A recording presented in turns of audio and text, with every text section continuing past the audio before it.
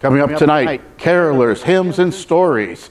So sit back, relax, mix up a holiday teeny, and watch the pictures as they fly through the air. This is a very Covenant Christmas.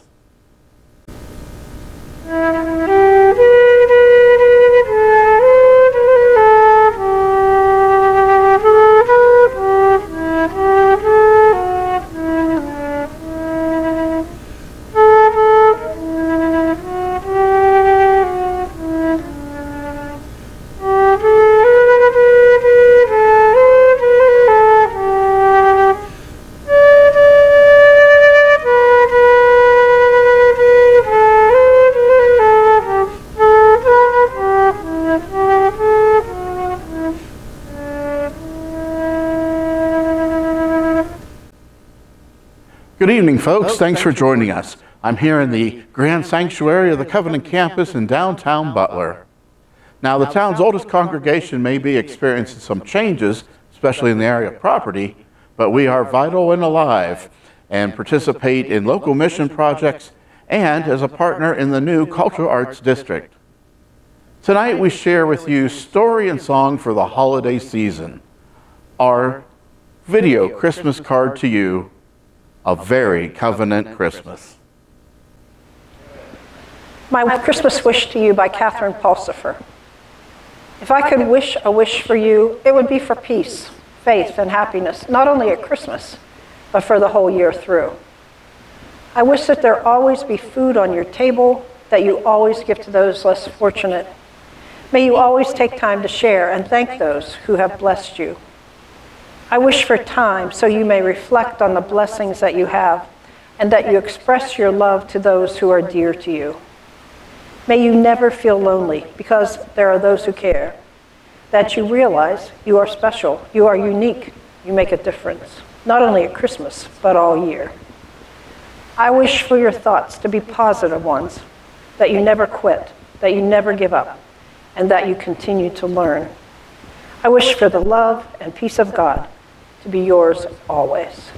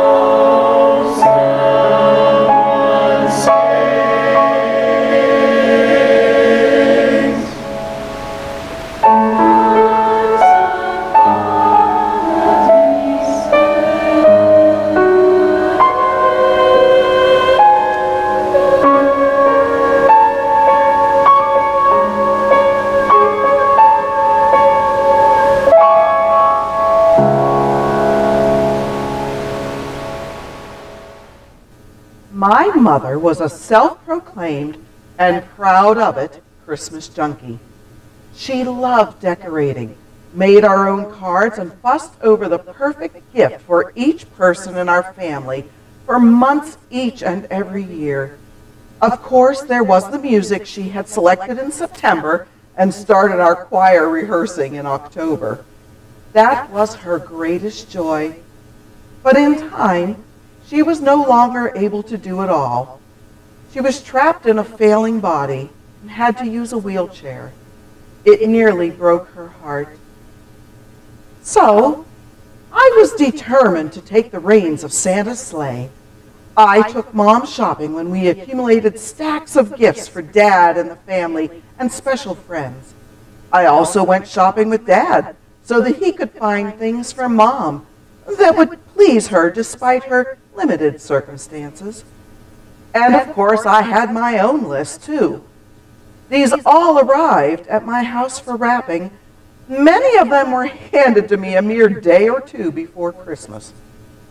Christmas Eve, after church, I went home to face a living room awash in unwrapped packages, large and small.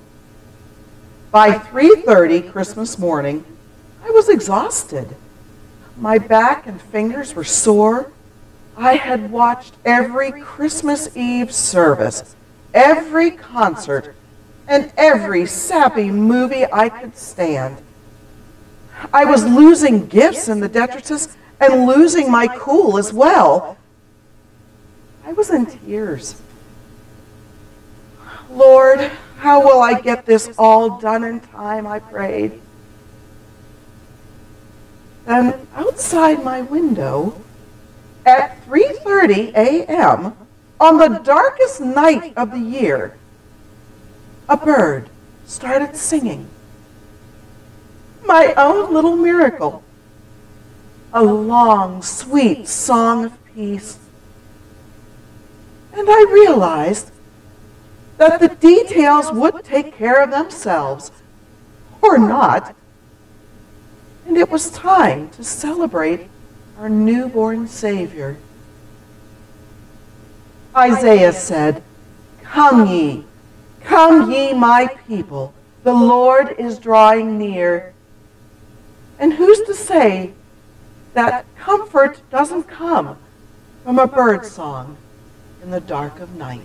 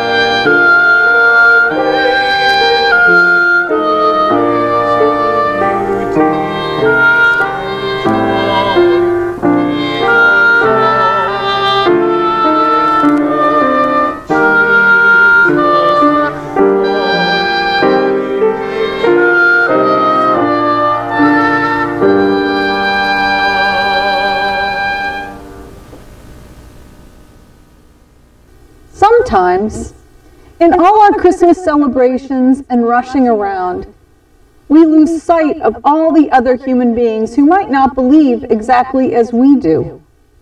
But God works through them as well. In our small town, we were proud of our traditions, going back before the foundation of the nation itself. Our Presbyterian church in the center of town predated the Revolutionary War. It suffered cannon damage during the Civil War.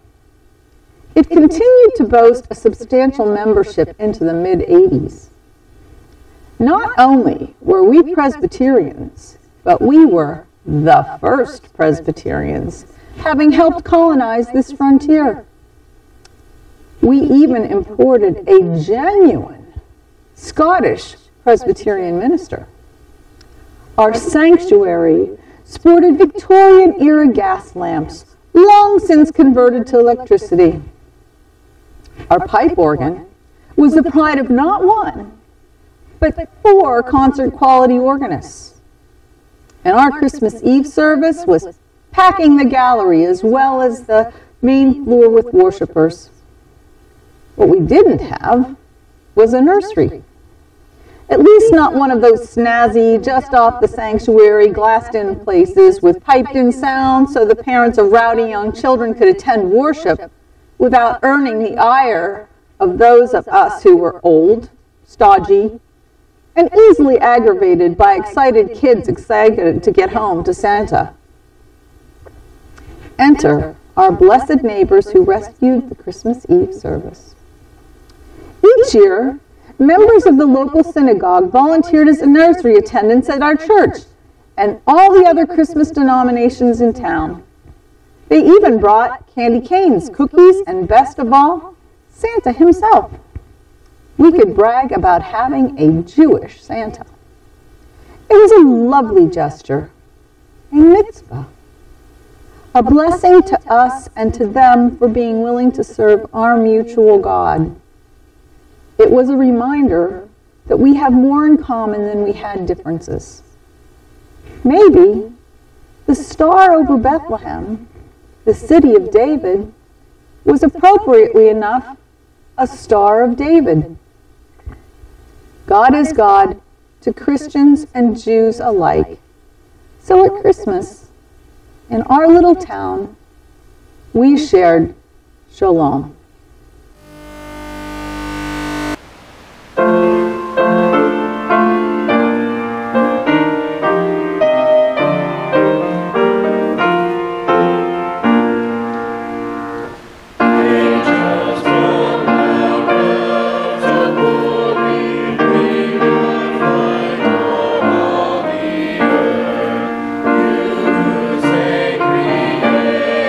Glory, the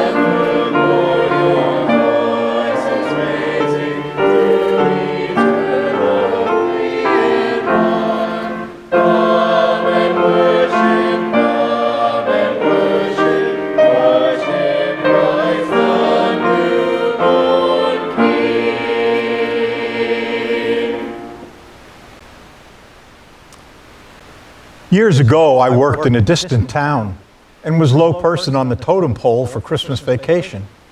So I'd find myself making a 4-hour drive to Butler on Christmas Eve and returning east on Christmas night. It was a long, hard drive, but it was important to me to be with my family, so I managed.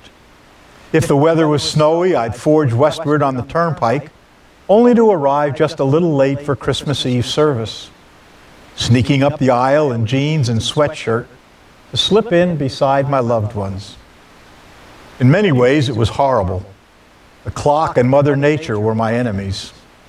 But when I crept in that door to the sanctuary, seeing the candles, hearing the carols, listening to the sweet ancient story, my heart rejoiced, and none of the difficulties mattered. I was calm. My soul was bright. Over the years, as I made the long trip, I thought more and more about those travelers and truckers who weren't as lucky as I was. Despite the hassle, I could manage to get home. They were on the road too far from family and friends. Some spent Christmas in the sleeper unit of their semis. Others had to rely on motels. All were forced to find restaurants if they could find any that were open. It just made me sad. This was the era of CB radios. I had one in my car for emergencies, to warn me of speed traps, Smokey at mile 150, and just for company on the long drives. As we drove past distant Christmas lights, I wondered what I could do to help these faceless good buddies who had become my extended family for a few hours. Then it came to me. I picked up the mic, Breaker 19, and I started singing every Christmas carol I could remember. During breathers between songs, some of the other drivers would make requests. I think they may have been singing along with me. I hope they were. There were angels in big trucks those Christmases. For a few hours, we were all children of God. We all celebrated our newborn King, peace on earth, and the Pennsylvania Turnpike.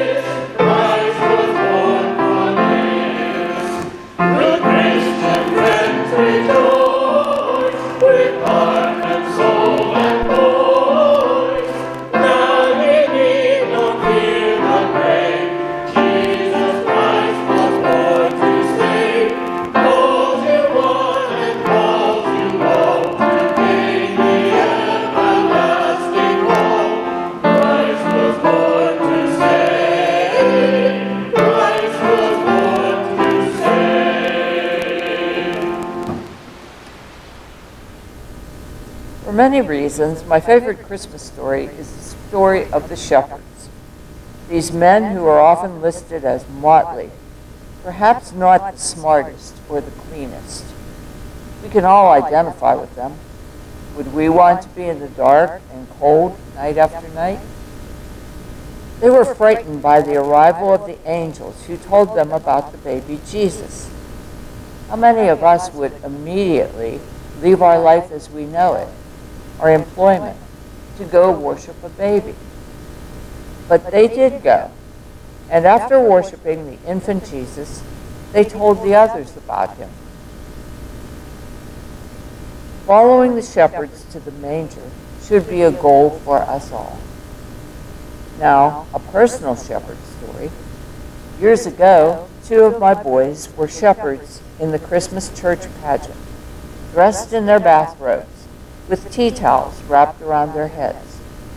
To get to the stage, they had to step up 2 steps. Well, they both tripped. My father, who was not one to speak softly at any time, said in his usual outside voice, "2 drunk shepherds." It sort of didn't do much for the pageant. A sure way to lose the seriousness of the moment, but certainly a forever Christmas memory.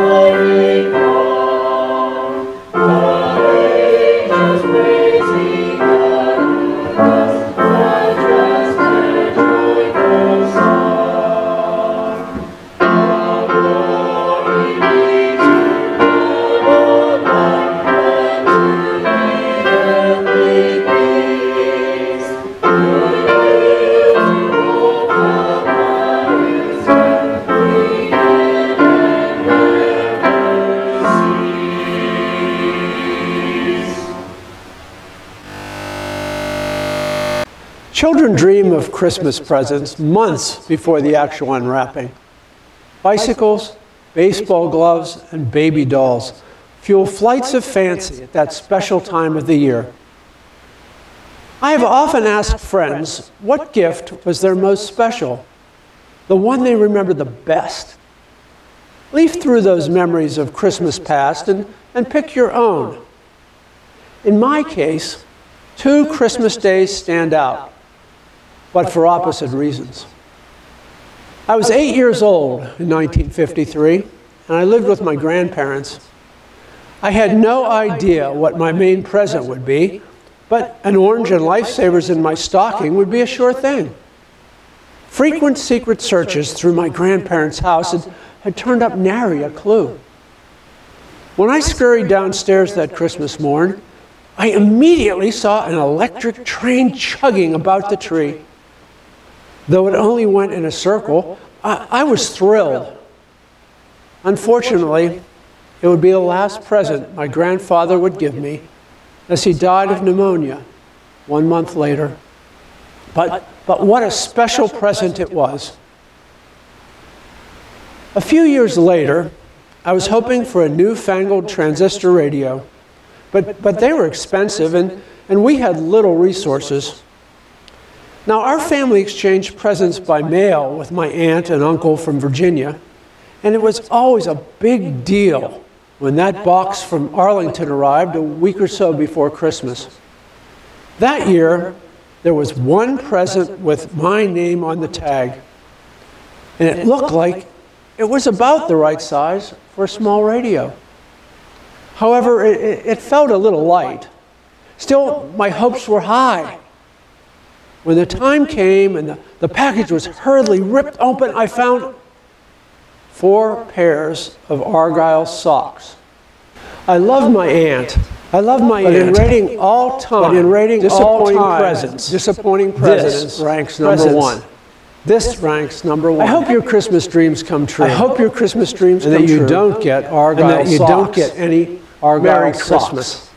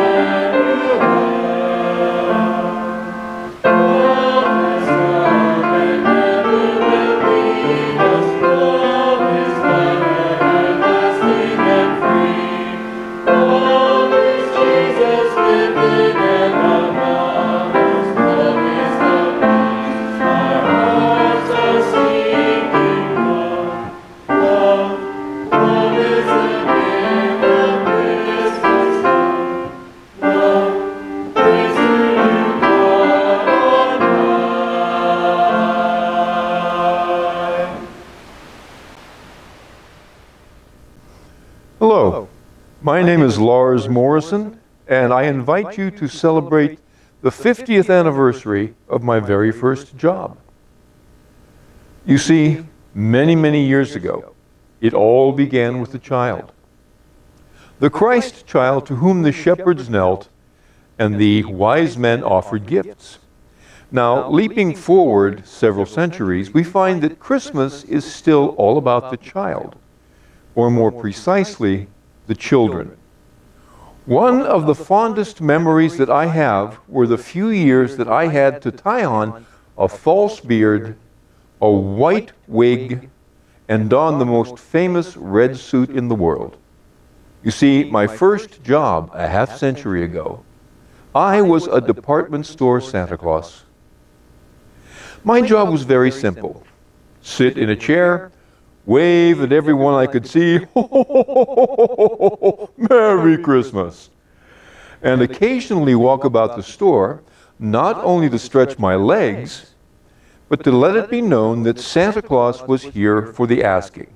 Of course, now, my main purpose was to get parents to bring their children in to see Santa, and while in the store to do some of their Christmas shopping. Now, while it was true that I interacted with people of all ages, it was the children who were the most delightful. Some were bold, some shy. Others were very unsure and yet very eager to come see this magical old elf. One little girl in particular stands out in my memory. Her name was Linda, and she was one of the shy. Indeed, she was one of the very shy children. Her mother, and what I presumed was her aunt, had spent quite some time shopping in the store. And while the child continued to come back to the same spot, hiding behind a display very carefully so she could peer around the corner to see old Santa. Finally, the older ladies were done with their shopping, and they were looking around for Linda, and they found her hiding in her spot behind the display, looking at old Santa Claus. Now, Linda's mother asked her if she would like to come and see Santa, and after a moment's hesitation, she nodded very shyly, yes. So they came closer and closer until they were about 5 feet away. But with every step, Linda went farther and farther behind her mother's to hide, until they finally stopped, and her mother tried to coax her to come see Santa. Well, she wasn't having any of that. So I began to talk to her. And after a moment or two of this, I saw her head pop around, and she made a mad dash around her mother and dove into the front of her mother's very long coat and pulled that coat very tightly around her. All I could see was her face. She then introduced herself and proceeded to tell me what she would like for Christmas.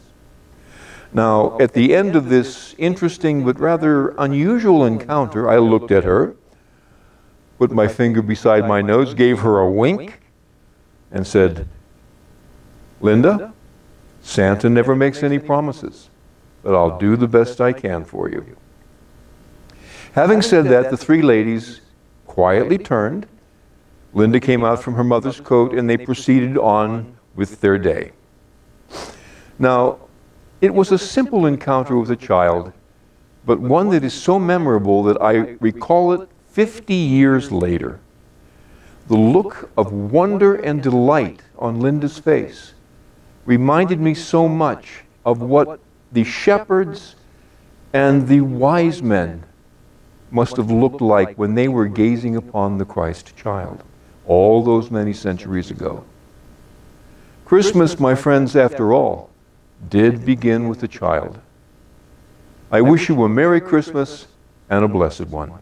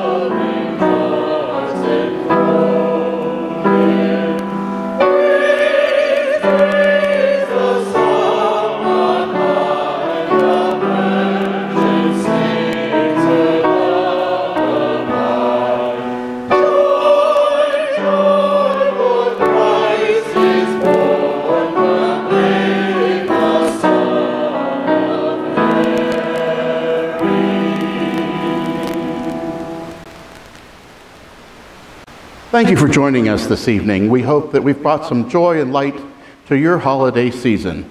From our family to yours, Merry Christmas, everyone.